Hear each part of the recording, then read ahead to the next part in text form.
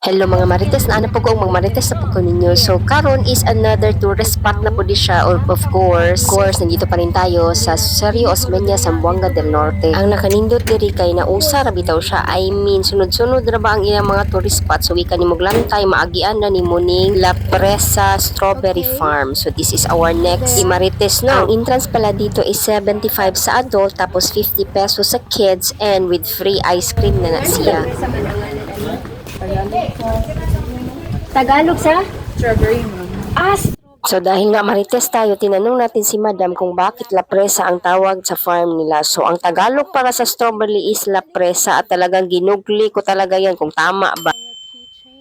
So tama nga ang Tagalog ng strawberry kay presas or presa. So mo nang La Presa ang tawag sa ilang farm. So pag abot nimo dito is ang bubungan sa iyo is yung mga ano na nila, yung mga product na strawberry dried, mga keychain, mga souvenir items. Pwede mo palit kung naamoy kwarta. Pero pag wa mo'y kwarta, di jud mo kapalit. Tapos doon sa una nating video may nag-comment na tarungin daw na natin ating voice over na wala daw lakang-laktaw. So gusto niya talagang mahirapan ang ating brain cells, no? Talaga ngayon is paningkamuti natin na ang voice over is talaga sa buong video. So sige na, magsugod na tayo, no? Although kanina pa man tayo nagsugod, no? So unfortunately pagdating namin dito isabi ni Madam bawal daw tasin ang mga strawberry kay wala daw bunga. Pero since nandito na tayo so pumasok na pa rin tayo kay sayang man ang ating nilakbay ng pakalayo-layo tas hindi tayo papasok. No. Ang kagandahan dito sa La Presa is naa lang jud siya along the highway, so dili jud mo mawala kay nakabutang pud ilang kalatula o ilang tarpaulin nga La Presa na siya. So pag naog ninyo sa sakyanan no, sa inyong badyari o sa inyong motor, La Presa na siya, dili na siya sudlonon o kay naa na siya highway na siya. Sorry.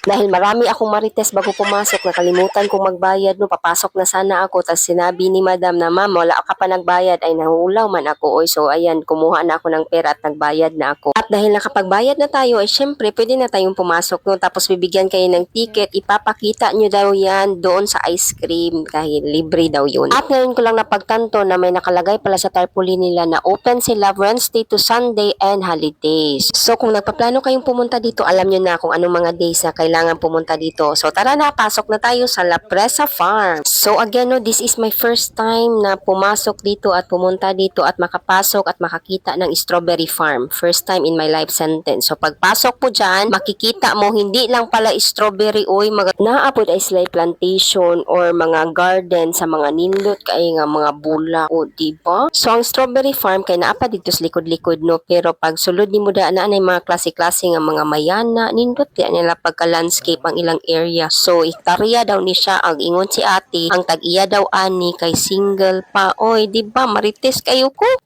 So ang palibot kay mingaw din siguro kay konti lang din ang mga pumasok kasi may mga iba na nandun lang sa labas at hindi na pumasok kay nakalagay man na no picking of strawberry, so gamay lang ang tao. O diba as you can see mga mayana ni siya no, klase-klases mayana, tambal biya ni siya or herbal biya ni siya. Dayon tamad pa na dito tumoy dahil naapoy mga bulak o klase-klase pud nga bulak. Dayon nakakita jud ko diri million flowers. Sa akong na research ang million flowers matubo lang na siya sa bugnaw nga dapit. Kaya ni mo te? Madel po. Madel karon ang ato ang unsay tawag nito? Tourist guide. For today's O video. caretaker Siya ari. Actually mga marites, bawal jud mag-pick og strawberry, pero dahil nga sa ngalan ng pagka-content creator, nakiusayo kay Ate Madel na pwede ba nating ma-experience ito kahit ngayon man lang sa ating buhay. Char. Ikan jud siya sa Baguio, sa Benguet. La Trinidad, Benguet. Actually karon guys, dili pwede mamupo og strawberry. But for the sake lang ni ate, tagaan ko niya chance nga mamupo. In fairness sa mga unsa ni sila diri, mga tourist guide, mga caretaker aning La Presa Farm no, saludo kay ko sa ilang mga tao diri kay maayo kay mo entertain, maayo kay mo tubag sa mga pangutana. Very accommodating og gitagaan pa jud ko ni Ate Madel og props daw para nindot kay sa video. Yes, pa siya gigahin nga strawberry para nindot taw tan-awon ang basket. Ay naku, may pagka-training.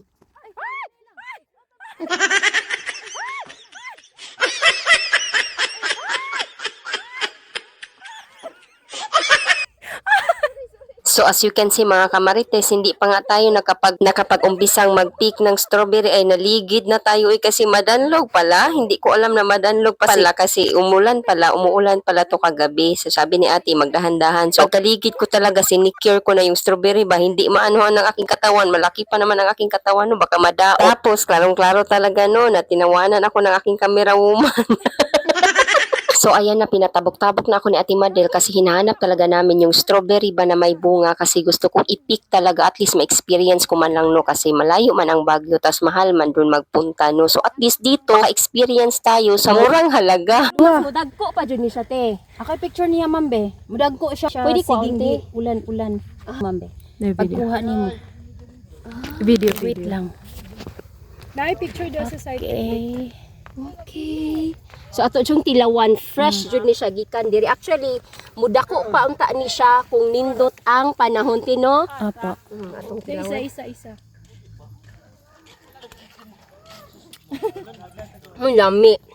In fairness. Napa isa.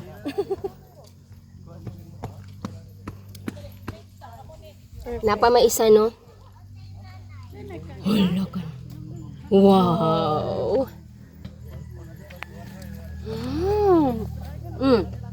Lami. So mission accomplished tayo for today's video no nga makaipog strawberry then diretso kaon in fairness tamis lang strawberry di ba na strawberry yung astom kani tamis. Dili lang strawberry sad no ang makita nato sa presa. Naaslide ka daghan kayong bulak. So kung napapansin nyo, medyo hinihingal na ang inyong content creator no kay layo-layo pod biya. Dako kaayo ang ilang farm although wala pa man jud ko nakaanhaog. First time man ako makasulod og strawberry farm no medyo gidak-an na jud ko ni nagihangak pod biya pug pa saka. Ang nakanindot bitaw diri ang ilang weather init siya pero bugnaw. Bugnaw man? Bugnaw siya ba? So sa tag-iya nitong La Presa Farm saludo ako sa idea ni Muno at least mathagaan na tug chance ang mga pareha nako nga in low budget nga at least ma-experience ay ng strawberry picking nga naalang matatagpuan sa Baguio. So ing ana kadako ang strawberry guys. O unsa na kadako din naa pa dito gitamnan pud og mga utan na unsa kadako sa yuta unya single pa ang tag-iya take note. Char. Ta sa free ice cream pag musulod mo sa La Presa naa sila'y libreng pa ice cream. Unlimited ba ni? Unlimited? Dili day. Kano sa man ni discover ang strawberry ice cream? Every December. Pero kano sa man ninyo jud unang na gama? Kuya? Mga duha na ka December. Duha na ka December. So ang palibre strawberry ice cream pala is every December lang. So ikaduha na karon nga December nga pag masulod ka sa La Presa, libre ang ice cream pero kas ara ka balik dili siya unlimited kay mahurot pod biya ninyo no. Katong ticket nga gihatag ganina sa entrance mo to inyong ipakita para mahatagan mog ice cream pero kanang gakuha dia og tab para daw nas tag-iya dili na para sa customer. So I believe sila lang pod ang gagamaan ni nga ice cream no kay strawberry manitanan. So ilaa lang pod ni ang formulation. Karon tilawan na nato ang ice cream strawberry. Nakasayaw jud kag ice cream yummy. Ice cream good.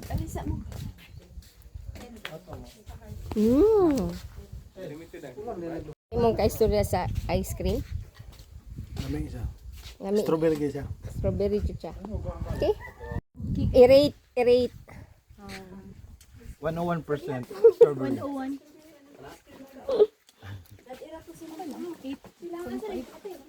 So, ang rating ni Kim sa ice cream is 8, which is siya day. Daghang kaayong salamat sa atong videographer for today's video in the person of Kim. Pero ako, ang rating nako kay 10, kay gilamian ko sa ilang ice cream.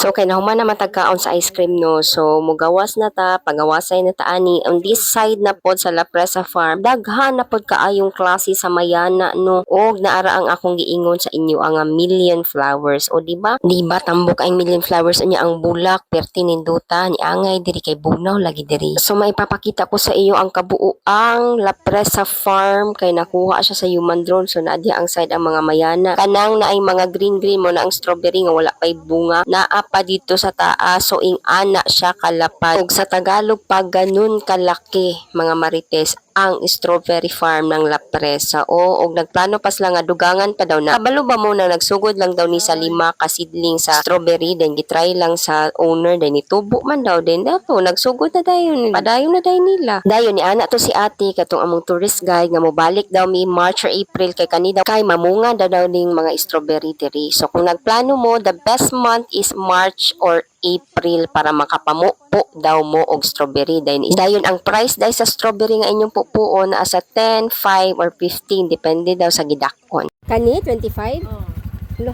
kabungga. Papunta na sana kami sa next destination na daanan namin ito nagtitinda ng gulay nga medyo barato lang jud siya. Di jud medyo barato lang jud siya mo nang nipalit mi og saging ug kamote. Ano na din ninyo, ma'am? As in? Dire ra na siya nga. Tinanom na nila diri guys. Pilang kilo? Kana 35. 35. Kani, inyo po ning tanom? Parehara na siya. 35. Ay. Sa nga ni mo te? Geraldine. Geraldine. Oh.